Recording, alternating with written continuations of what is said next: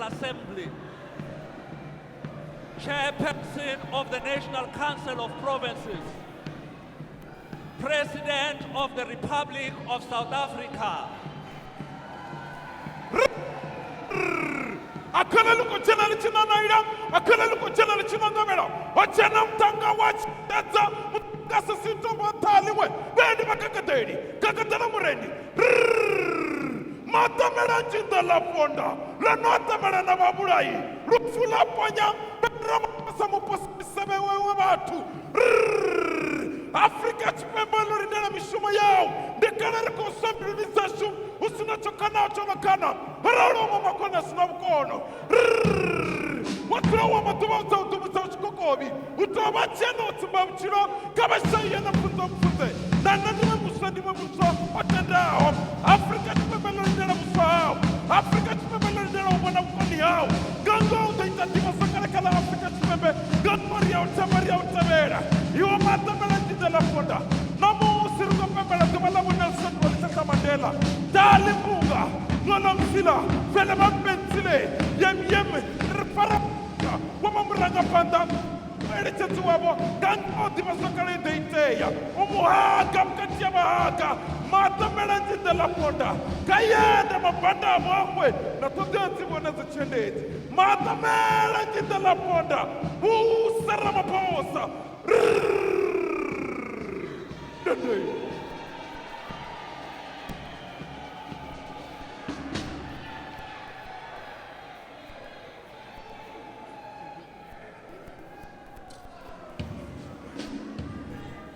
We may now have a moment of silence or prayer.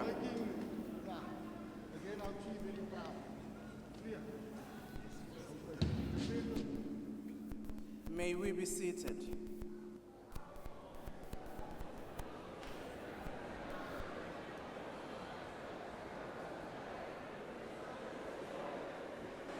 Order, honorable members.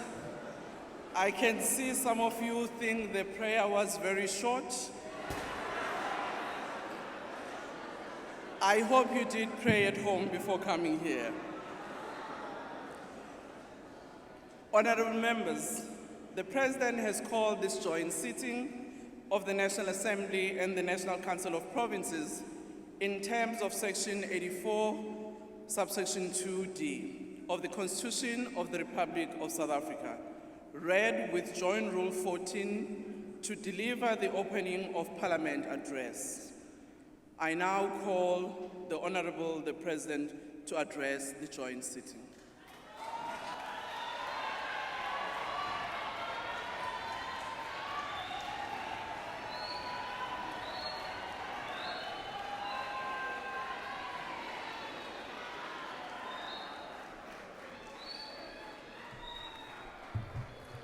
Thank you. Let's be seated, please.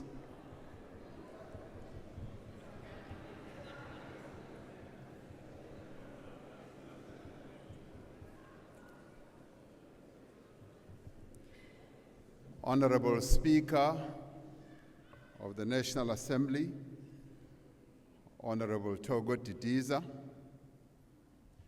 Chairperson of the National Council of Provinces, Honorable Refilwe Mtsweni-Tsipane, Deputy President Paul Mashatile, former President Thabo Mbeki,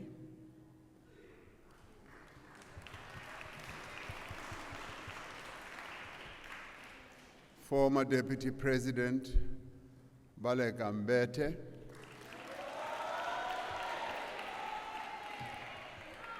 former Deputy President Phumzile Mlambo Ngcuka,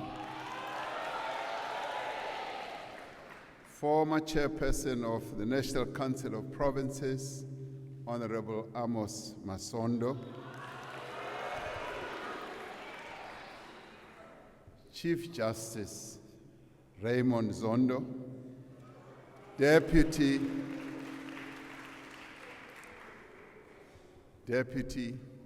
Chief Justice Mandisa Maya, Executive Mayor of Cape Town, Mr. Gordon Lewis, Hill Lewis, the various heads of institutions supporting democracy here present, esteemed member of the Order of Inkamanga, Umama Dr. Esther Mahlanga. Distinguished guests and eminent persons, members of the Diplomatic Corps, honorable members of Parliament, and fellow South Africans.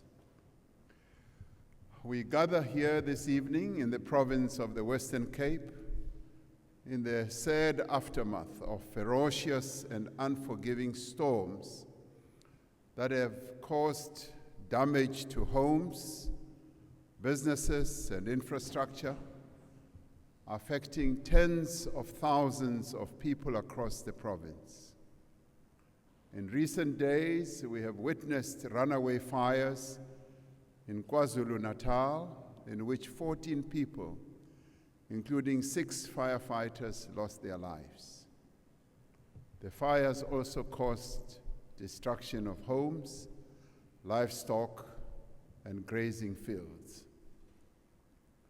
I spoke to the 2 premiers of our provinces earlier today, Honorable Ntuli and Honorable Winde, and informed them that the thoughts of South Africans are with all those people who have been subjected to these terrible weather conditions as they work to recover and rebuild their lives.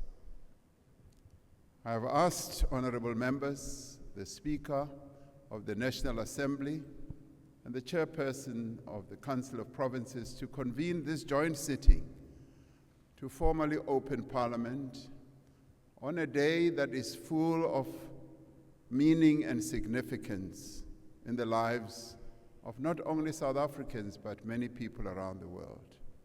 Today we celebrate the birth of the founding father of our nation and democracy, and a global icon of peace, justice, and reconciliation, President Nelson Rolihlahla Mandela.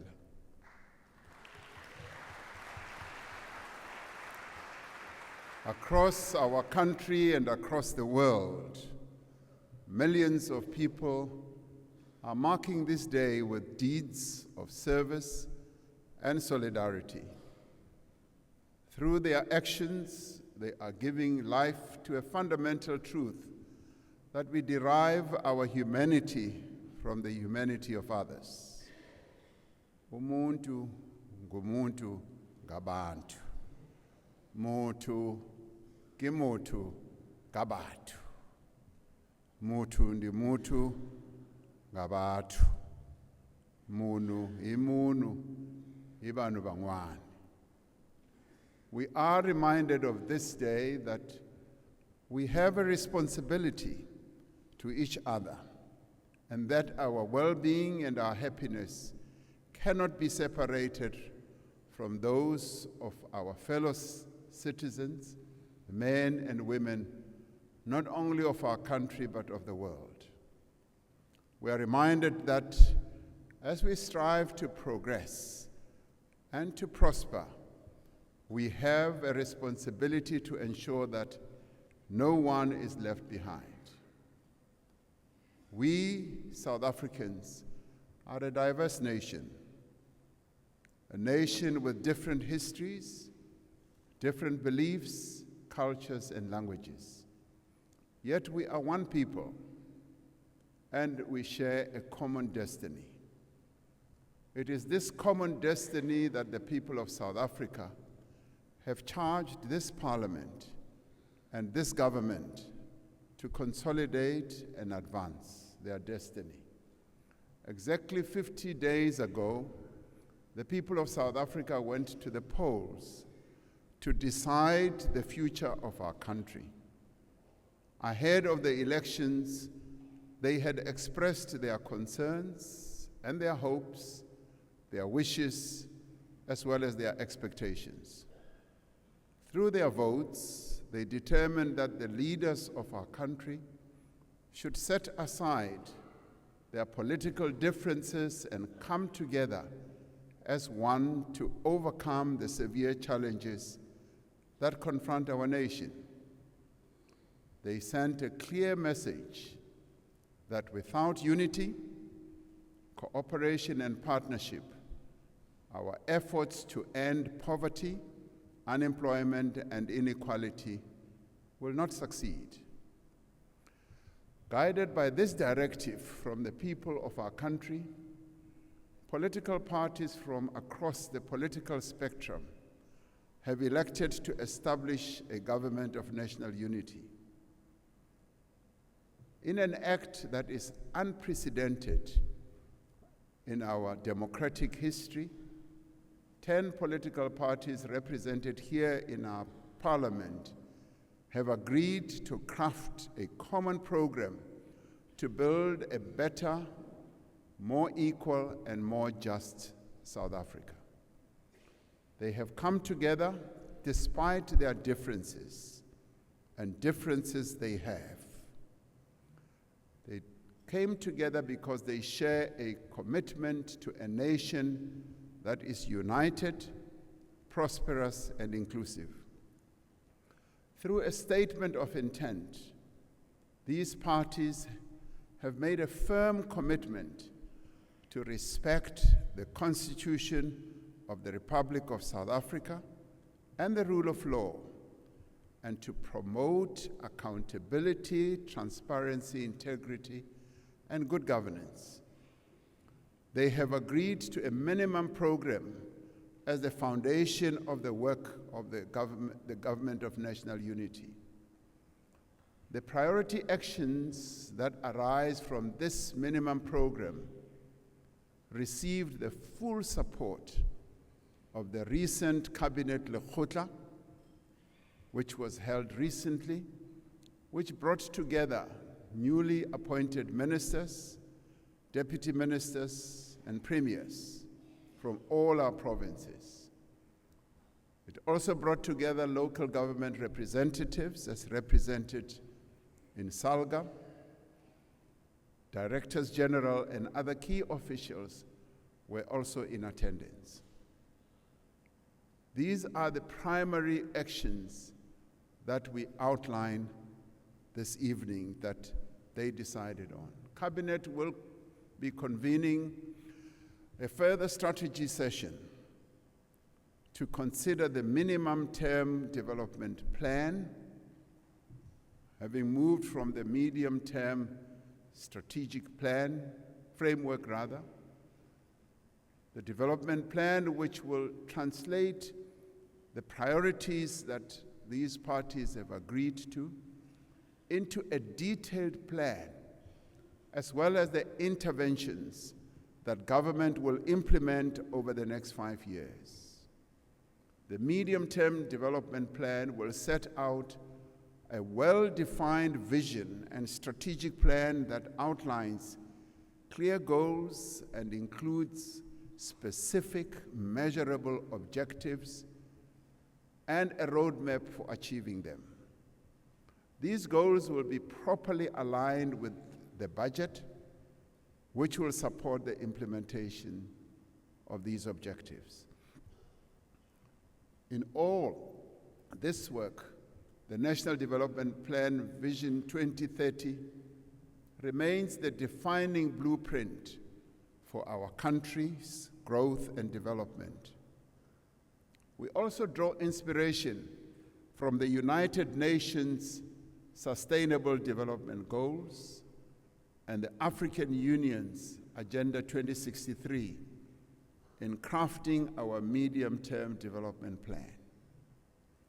The Cabinet Lekgotla underscored the determination of all members of the Government of National Unity to work together to advance the interests of all South Africans without pursuing and promoting party political interests. It is about putting the people of South Africa first and foremost and advancing their interests. The Lekgotla noted with appreciation the commitment and great enthusiasm with which the newly appointed ministers and deputy ministers, as well as our premiers, have embarked on their duties. We will have seen many of them going throughout the country, immediately embarking on their tasks and outlining what their plans are. And some with great excitement, and some expressing their joy at having been appointed. And we all should rejoice as we see them.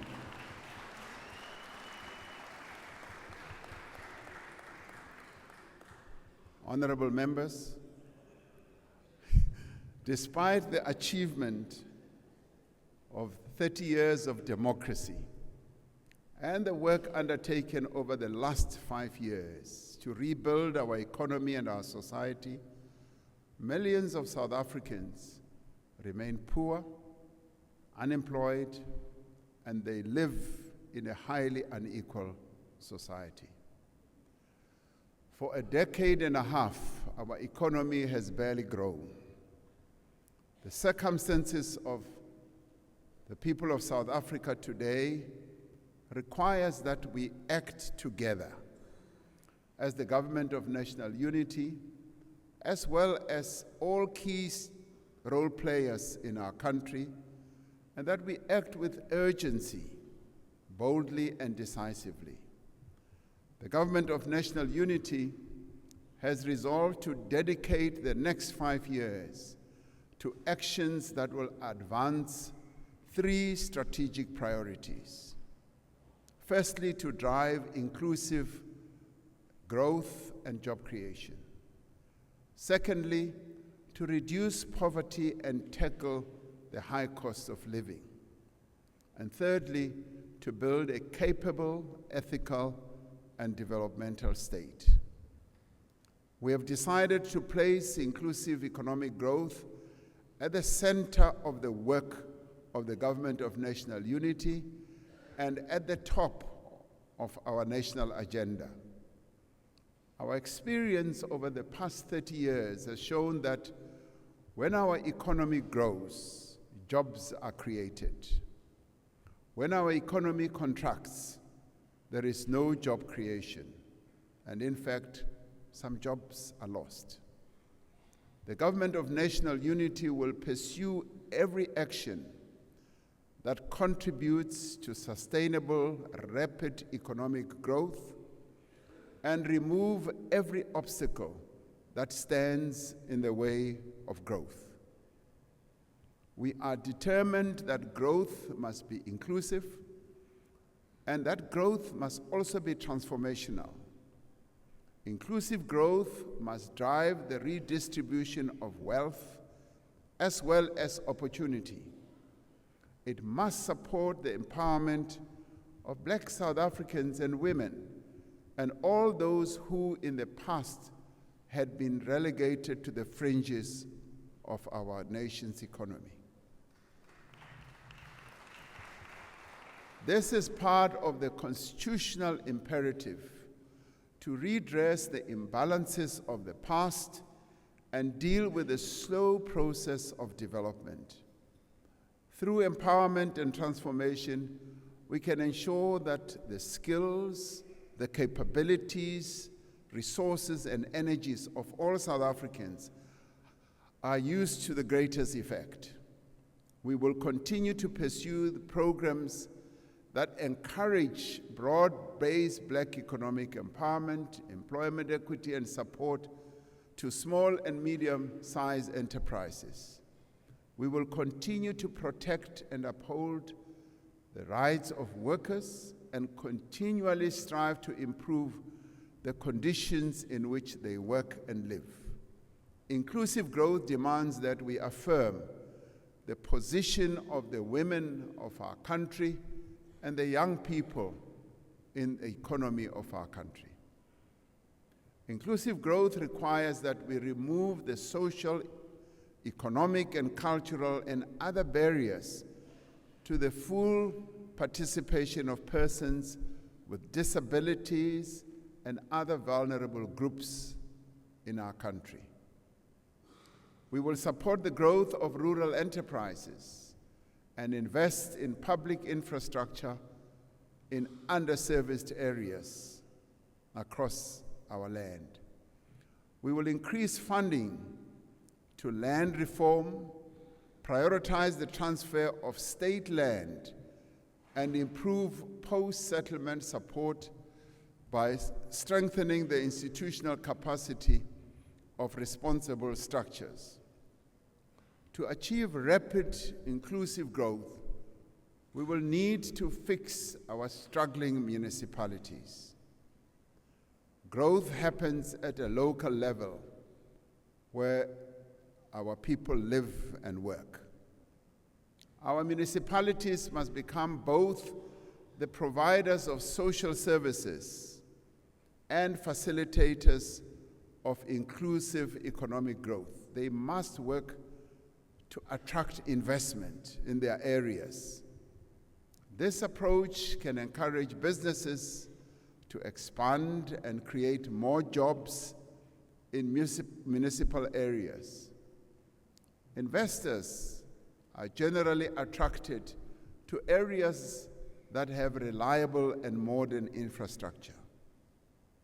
Simplifying and speeding up planning and regulatory processes can make it easier for businesses to invest and operate in a municipality, and this often leads to the creation of more and more jobs. As the national government, we have both a constitutional responsibility and a clear electoral mandate to assist municipalities in the effective exercise of their powers as well as their functions. We will ensure that the institutional structure and funding model for local government is fit for purpose and that municipalities are financially and operationally sustainable. Now, this we will do because our municipalities have been raising this over and over again. We will put in place systems to ensure that capable and qualified people are appointed to senior positions in municipalities and ensure independent regulation and oversight. As an immediate priority, we will also bring stability to governance in our metros and restore the delivery of services. Many of our metros have faced huge challenges that need to be attended to. We have already begun with this work. When I visited eThekwini Metro earlier this year, I met with the residents of the city, with local business leaders, and municipal officials. They told me that they wanted to work together to build a city that they could be proud of again.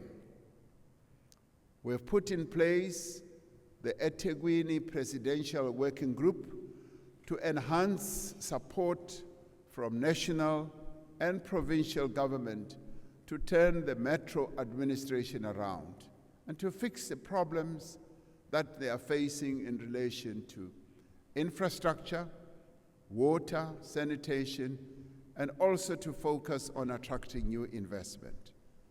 This we shall do because eThekwini or Durban needs to be restored to its former glory, and this we should do. We will extend the same approach to other metropolitan cities that face serious challenges so that our cities can become engines of growth and become dynamic centers of opportunities for our people. In the next 5 years, working together as the government of national unity, drawing on our collective capabilities, We will forge a new inclusive growth path for South Africa by pursuing a massive investment in infrastructure. Significant projects are already underway around the country in areas such as transport, roads, water in the form of building dams, energy, and human settlements. We will massively increase the scale of investments in infrastructure through a more holistic and integrated approach, positioning Infrastructure South Africa as a central institution of coordination and planning. We are continuing to simplify the regulations on public-private partnerships. This process had stalled for a number of years, and we are now earnest and focused in simplifying this very way of engendering good infrastructure investment to enable greater investment in both social and economic infrastructure development. From our largest metros to our deepest rural areas, we have a clear intention to turn our country into a construction site.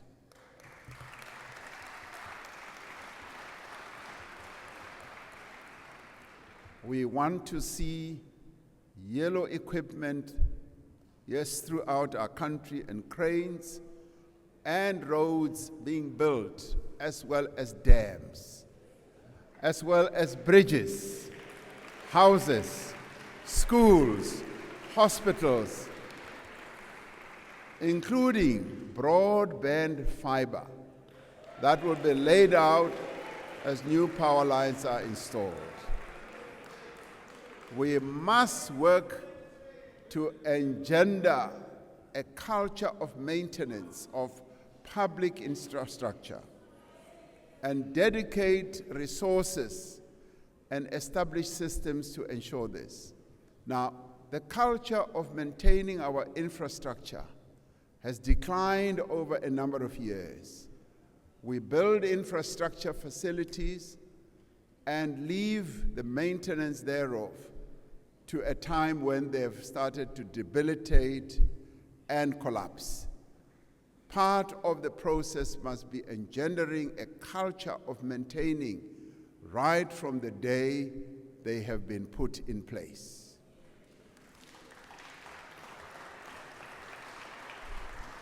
Now, as the government of national unity, we are resolved to intensify our investment drive, encouraging and enabling businesses to invest in productive capacity. These investments will lead to increased employment creation for unemployed South Africans, especially for young people. We will drive growth in labor-intensive sectors, such as services, as it is happening now, and agriculture, which has a great potential to create jobs.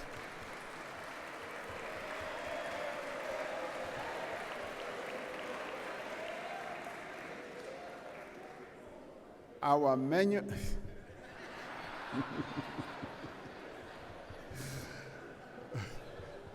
yes, agriculture.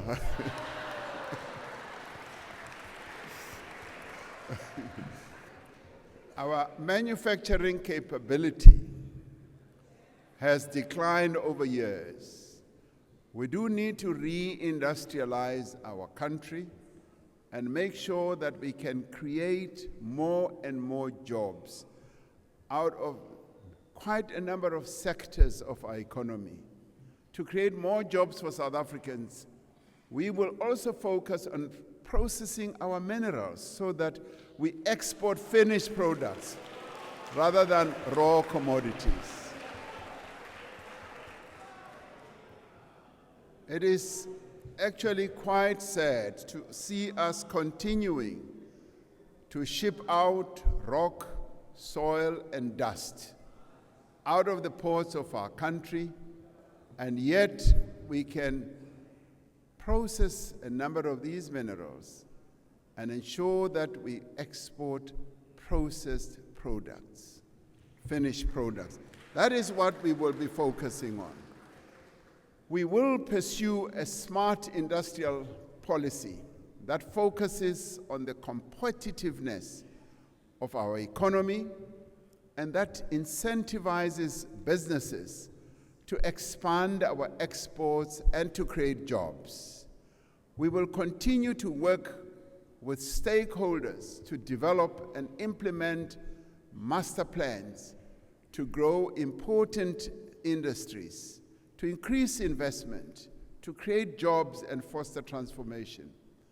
Now, we will also review the various master plans that we have to see whether they're becoming as effective as we had envisaged. We are convinced that small, medium enterprises and the informal sector hold the greatest potential for inclusive growth and job creation. We will pay particular attention to supporting small and medium-sized enterprises in our townships, in our rural areas, and in areas that need focus.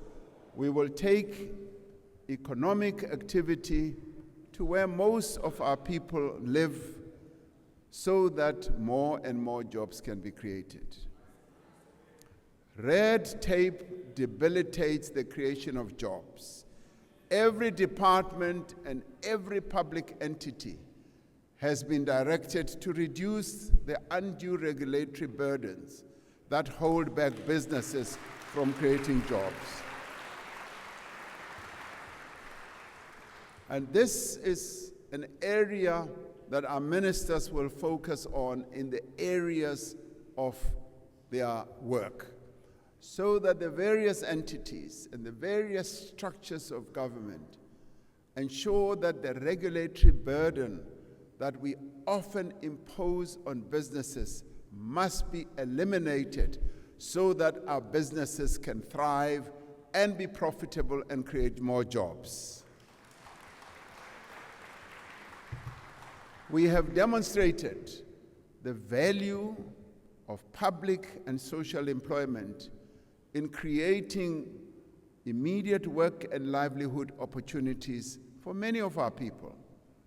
The Presidential Employment Stimulus, the expanded Public Works Program, and other initiatives under the Presidential Youth Employment Intervention have provided income, work experience, and skills development opportunities to many of our people, particularly young people and women. We will expand and institutionalize these programs so that more and more young people can participate in job opportunities and skills development. Now, through the Presidential Employment Stimulus, we have been able to create nearly 2 million work and livelihood opportunities. Yes, this is true. If you go to our schools, 25,000 of them benefited from the deployment of young people who came in as teacher assistants. Through this program, they gained a lot of experience, they gained a lot of know-how, and they got into the world of work. And many of them are now better equipped to be able to operate in the world of work. We see great potential for growth beyond our borders. As we strengthen economic diplomacy with our largest trading partners and potential trading partners, we will prioritize the implementation of the African Continental Free Trade Area to increase our exports to the rest of our continent. The rest of our continent is actually a wide open opportunity for South African businesses. As one goes around the continent, you often see products from other continents outside of our own. And this can be a real good opportunity for South African businesses. Sometimes as one goes around, you even see water imported from Europe, from Asia. And one often asks oneself, why can't this be done on the African continent?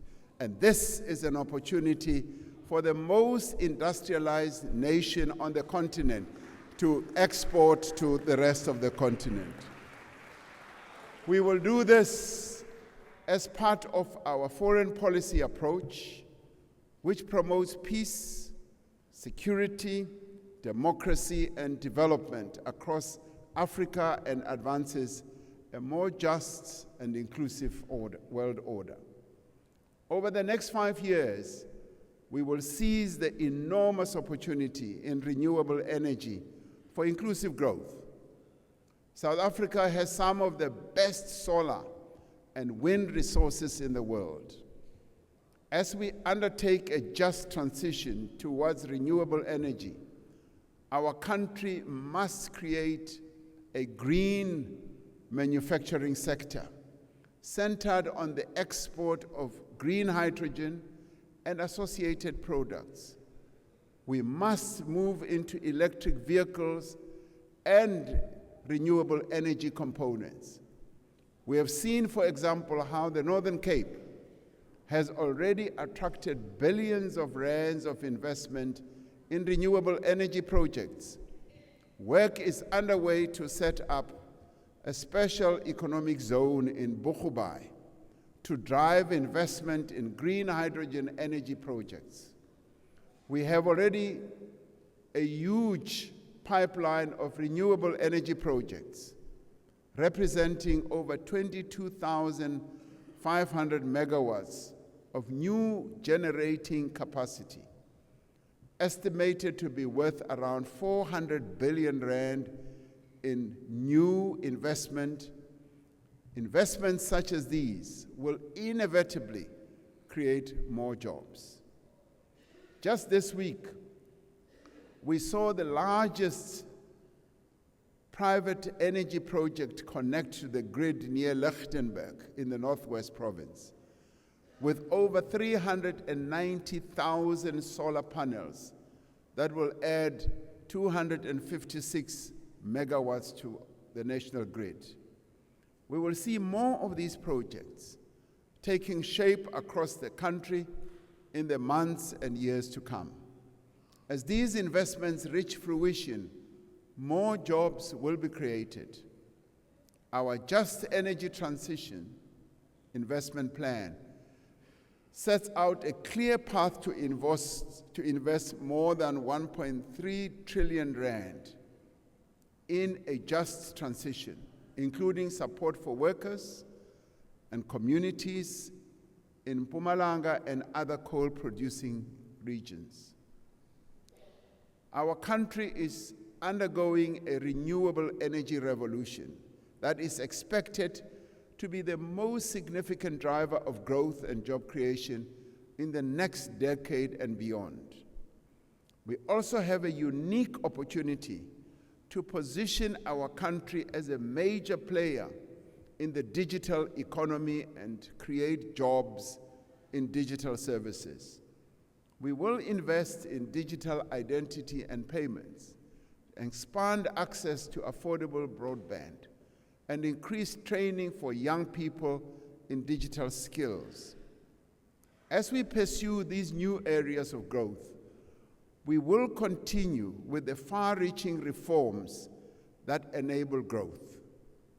At the same time, we will launch our second phase of Operation Vulindlela, a government-wide initiative that has been essential in supporting and driving reform.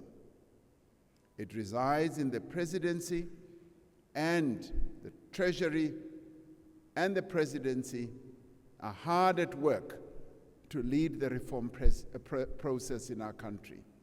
But more importantly, it is a process that has seen to the breaking down of silos in government, where various government departments cooperate together to ensure that we drive the reforms that we have embarked upon.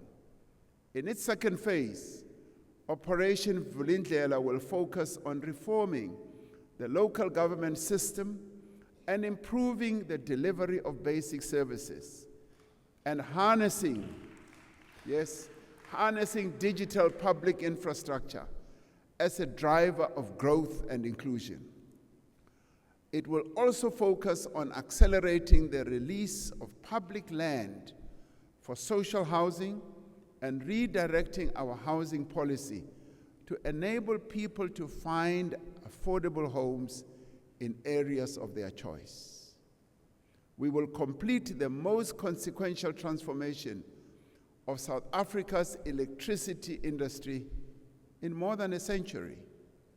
Since the announcement of the Energy Action Plan that I announced here in Parliament in July 2022, we've made tremendous progress also in reducing the severity of load shedding that beset our country for a long time.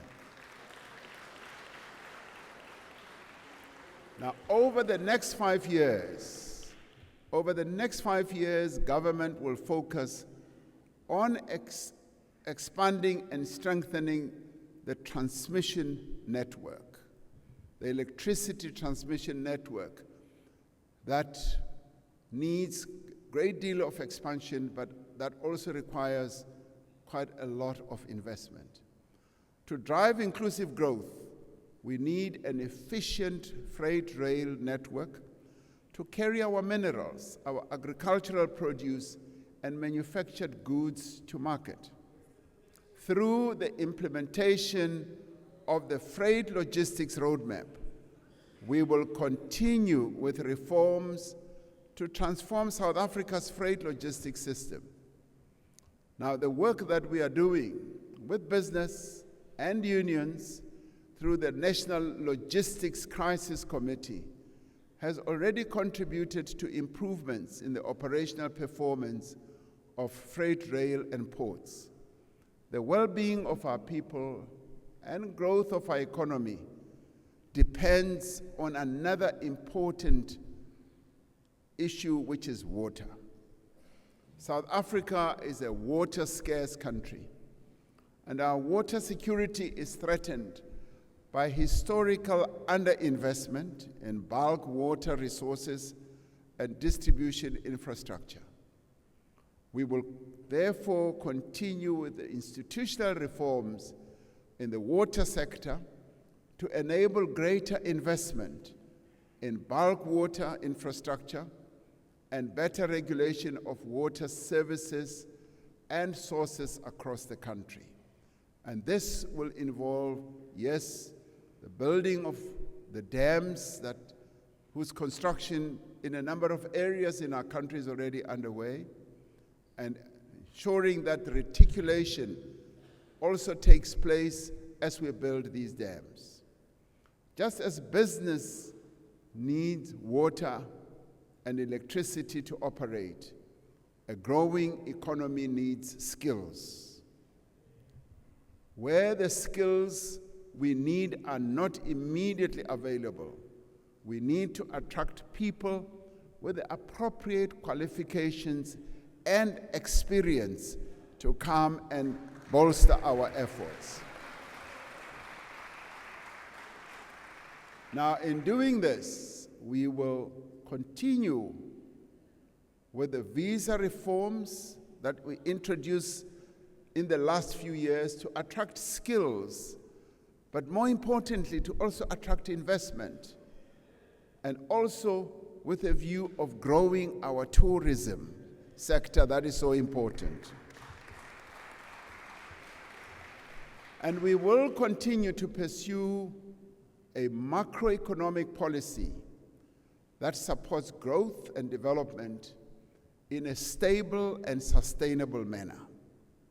Like many other countries, we have had to borrow money to support our budgetary requirements. We will manage public finances with a view to stabilizing debt.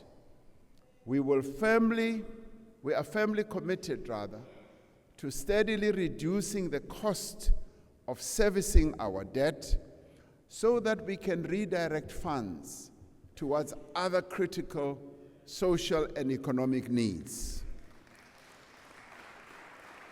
Our second strategic priority as the Government of National Unity is to tackle poverty and the high cost of living.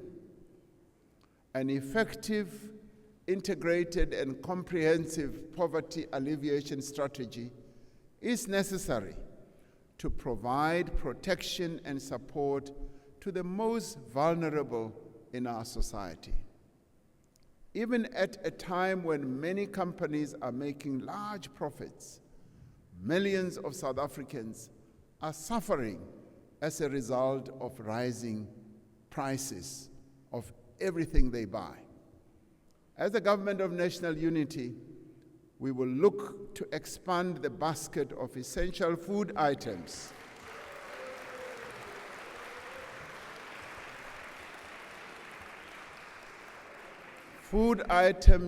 exempt from VAT, and undertake a comprehensive review of administered prices, including, yes, the fuel price formula, to identify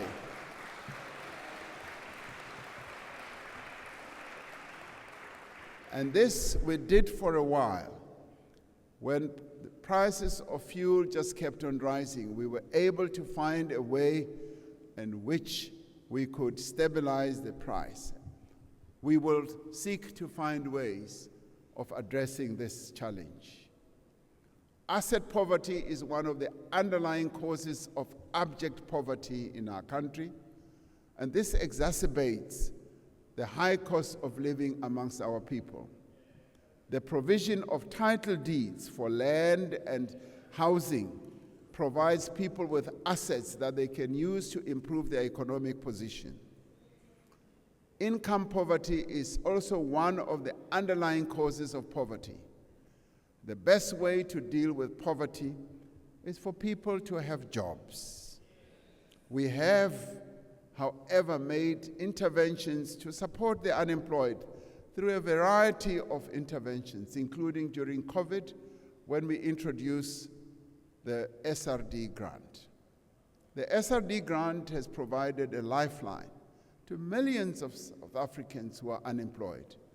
We will use this grant as a basis as we move on for the introduction of a sustainable form of income support for unemployed people to address the challenge of income poverty.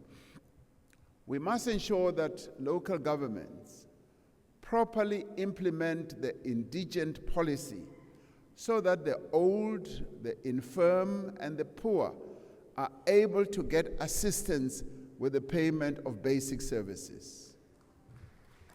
Now, this is important. And importantly, we will link social assistance with other forms of support to lift people out of poverty. As a country, we need to appreciate the impact that a well-functioning and quality education system has on both reducing poverty and driving inclusive economic growth. We will therefore focus on achieving universal access to early childhood development, which is a prerequisite. And this, honorable members, is a prerequisite for improved learning in later years. We will ensure schools are conducive to deliver good education with enough classrooms, safe and appropriate sanitation facilities, clean water, and a daily meal for those children who attend our schools. To ensure that we produce the skills that our economy needs, we will expand vocational and technical training in schools and post-school institutions. And in this regard, we will seek to take a demand-led approach to skills development. An important task of the next 5 years is to ensure that we also reduce the high cost of living through ensuring that everyone in South Africa has equal access to equitable, accessible, and affordable quality health care. As we implement the National Health Insurance, we will focus on strengthening healthcare infrastructure, which many people during the debate and discussions on the NHI have said we should focus on. We will also improve the training of healthcare professionals and use technology to improve healthcare management. Now, while there is much contestation around the NHI, there is broad agreement that we must draw on the resources and capabilities of both the public and private sectors to meet the healthcare needs of all South Africans equally. In implementing the NHI, we are confident that we will be able to bring stakeholders together and that we will be able to resolve differences and clarify misunderstandings. Now, as the Government of National Unity, we have agreed that we will seek to build consensus around issues that we may not agree on. And there are a number of issues that we agree on. What unites us, we are united around many issues. And there are issues which we still need to find full agreement on. And yes, we will work hard to make sure that we do find agreement. Now, with so many people living far from economic opportunities and services, transport costs take up a large portion of many of our people's income and drive up the cost of living. We often hear reports that many of our people spend up to 40–50% of their income just on transport. An immediate priority is therefore to complete the recovery of the passenger rail network across the country to enable people to travel from outlying areas to cities at an affordable rate. Around 80% of commuter rail corridors are now back into operation, and nearly 300 vandalized stations have been refurbished, providing safer and more efficient services to commuters. The third strategic priority of the Government of National Unity is to build a capable, ethical, and developmental state. We will proceed with the work already underway to professionalize the public service, ensuring that we attract into the state people with skills and capabilities. And I need to pause for a minute here that as the Government of National Unity, key people who are appointed into positions of ministers and deputy ministers, as they got into the office, the public service officials have managed this transition period extremely well, and I want to thank them for doing so. We will continue to fight corruption and prevent undue political interference in our administration of the state. In this administration, we will complete the work to restore the financial position and operational performance of our state-owned enterprises.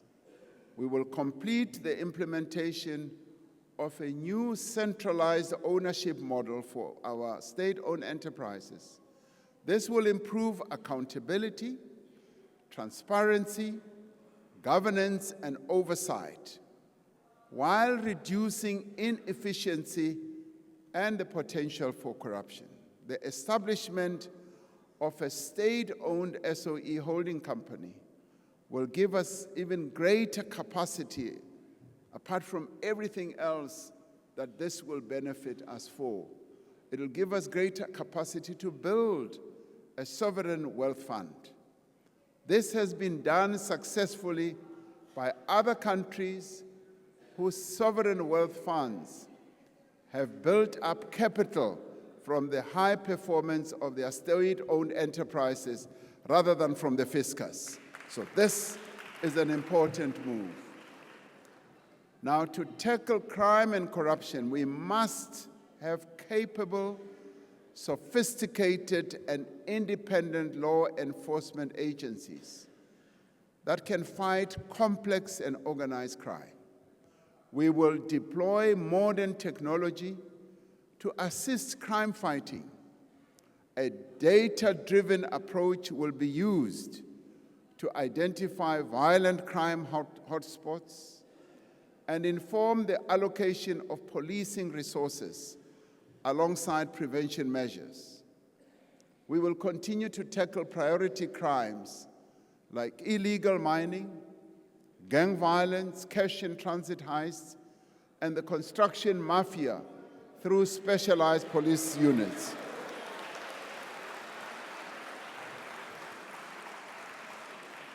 Now, we will continue to implement the National Strategic Plan on Gender-Based Violence and Femicide. And we will expand victim support services like the Tutuzela centers and GBV desks in police stations. Now, 30 years ago, President Nelson Mandela stood before this House to reflect on the first 100 days of the first government of national unity, recognizing the different views of the diverse parties within that government of national unity. He said, "What brings us together is the overriding commitment to a joint national effort to reconcile our nation and to improve its well-being." Close quotes.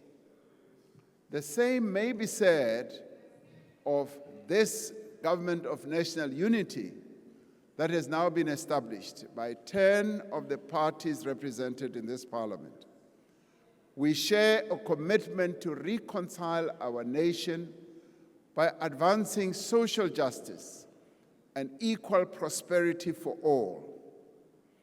We are committed to improve the well-being of our country and its people through inclusive growth, the creation of jobs, and the reduction of poverty.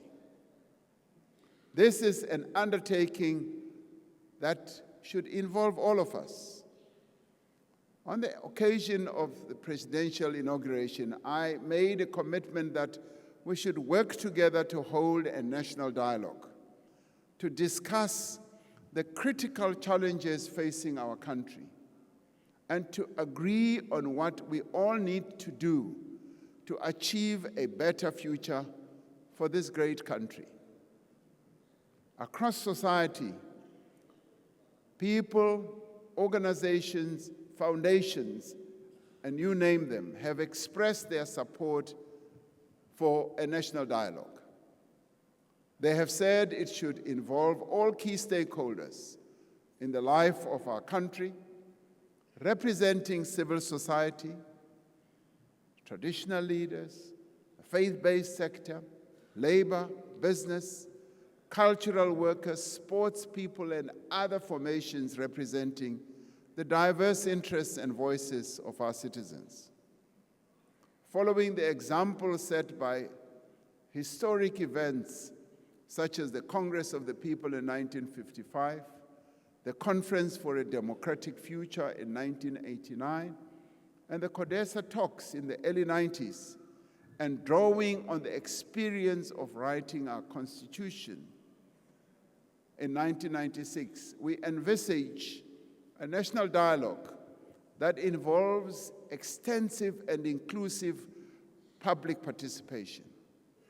As we have done at many important moments in our history, we will seek to forge a common vision and build a comprehensive social compact with a clear program of action to realize our people's aspirations for this beautiful country. Through this national dialogue, we are called to be agents of change, to be champions of inclusive growth, to be the creators of opportunity for all our people.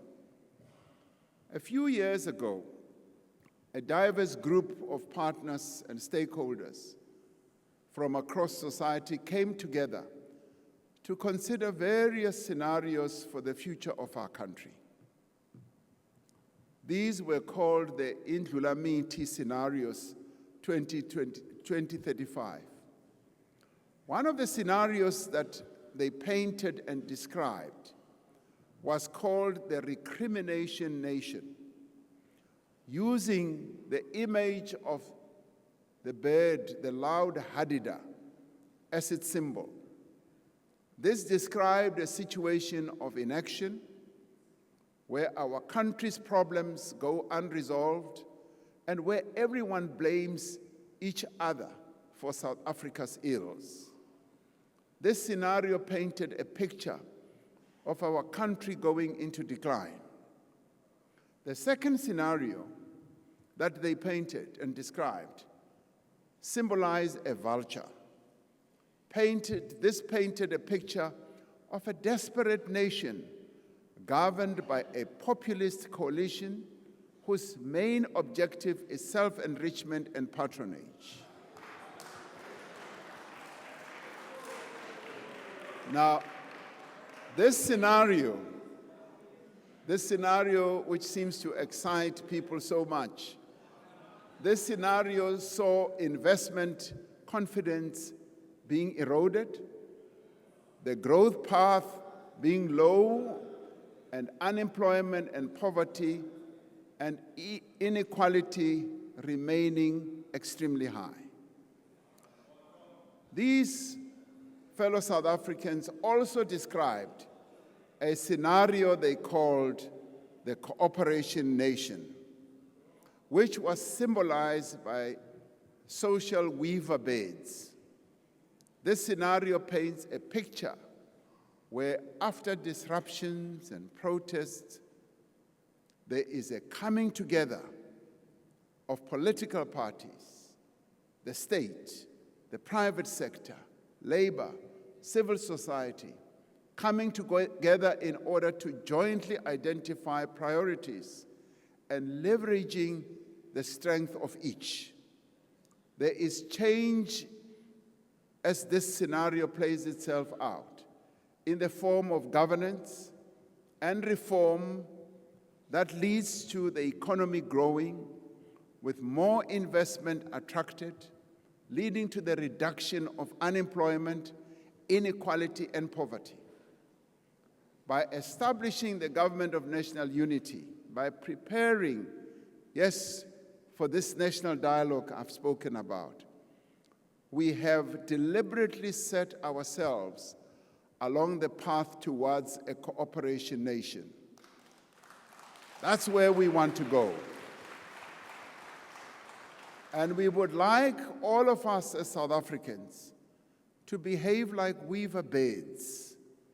Weavers are amongst the most efficient and gregarious birds in that they build complex structures together, but more importantly, they cooperate.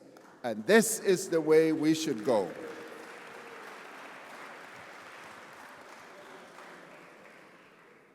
Despite all the challenges, despite our differences, despite all the headwinds that we have faced, as South Africans, we are called upon to remain firmly committed to pursue the path of cooperation, of growth and inclusion. We are called upon to behave like weaver birds, building nests and building this big South African nest that will be able to sustain all the people of our country. Earlier today, a group of South Africans, of South African climbers, reached the summit of Kilimanjaro.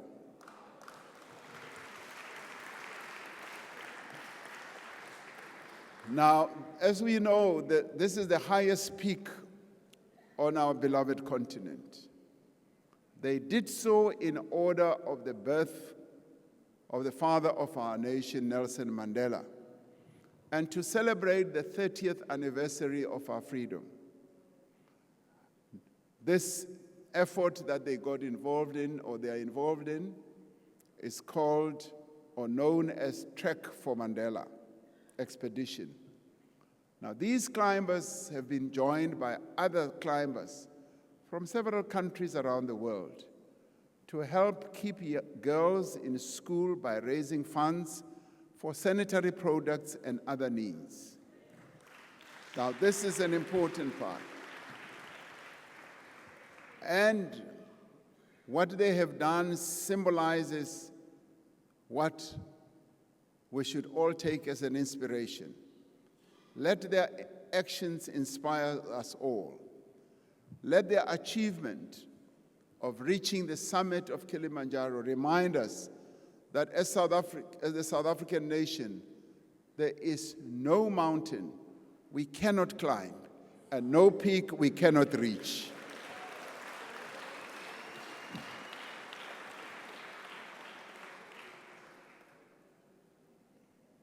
One remembers what Nelson Mandela wrote in his long walk to freedom, when he said he had walked and he had had a long walk and he had climbed a number of hills and he reached this top hill and surveyed the beauty of our country and said he should not tarry too long because there are many more hills to climb.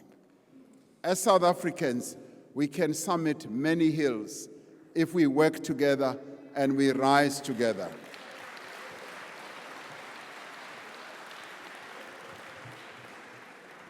I want to conclude by referring and paraphrasing the words of Martin Luther King Jr. when he said, "Let us rise up tonight with greater readiness.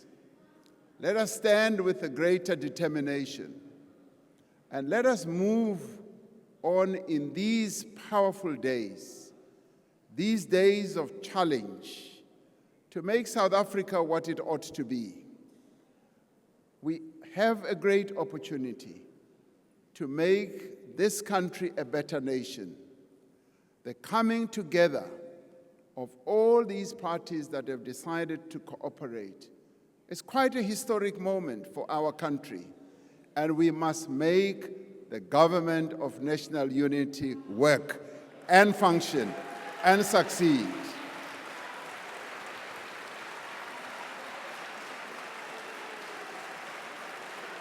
I am determined, and I've been grateful in talking to all the leaders of these 9 parties.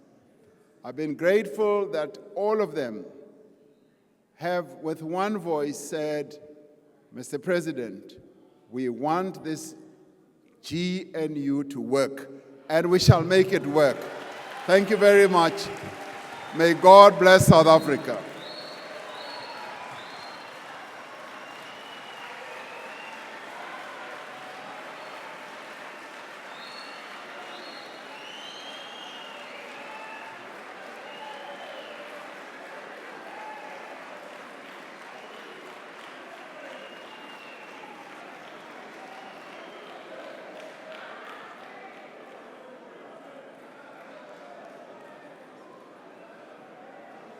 Thank you very much, honorable members. We may take our seats.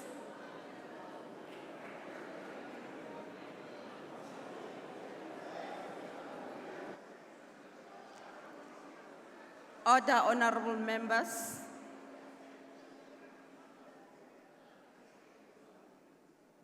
We thank the Honorable, the President, for a well-delivered address.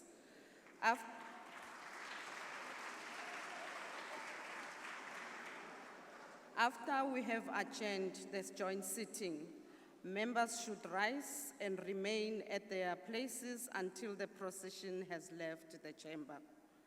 The guests in the gallery should remain seated until the judiciary has left and the ushers indicate that the doors are open. The procession, led by the usher of the Black Rod and the acting Sergeant-at-Arms, will leave the chamber in the following order: the Speaker of the National Assembly, the National Chairperson, the National Council of Provinces, the Chairperson,